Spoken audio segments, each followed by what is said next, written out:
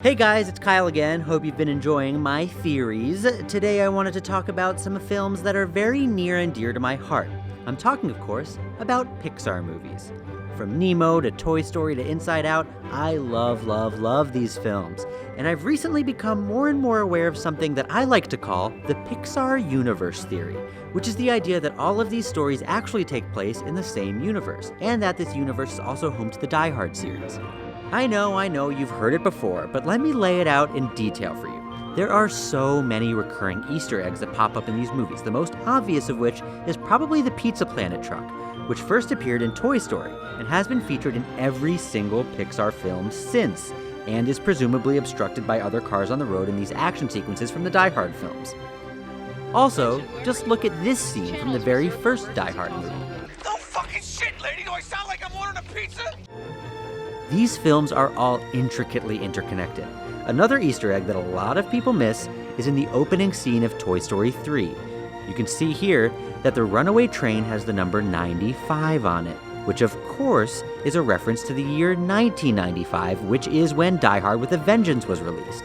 Keep in mind that Die Hard with a Vengeance was also the third film in a franchise, and also had a thrilling train sequence of its own. Pretty clever, Pixar and Die Hard, pretty clever.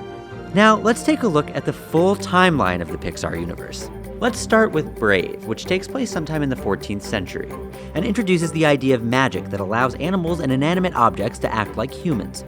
Then, we jump way ahead to the 1950s and 60s with The Incredibles, one of my favorites.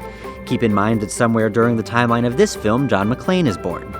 Next, the attacks on Nakatomi Plaza, Dulles Airport, and New York City occur in the 80s and 90s, greatly informing the events of Toy Story and Toy Story 2.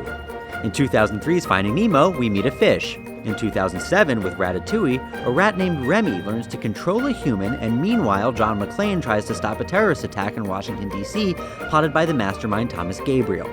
And here, if you look closely again, most likely, that's the Pizza Planet truck. Amazing stuff. And then we jump ahead to the next decade, when a stubborn older man goes on a life-changing adventure to foreign lands with a son-like figure. I'm talking about Up, but I could just as easily be describing the plot of A Good Day to Die Hard, right? Incredible. Pixar has put so much effort into making sure these stories intersect. Now, in the distant future, Pixar takes us to a world where humans no longer exist, and cars can talk and interact with each other.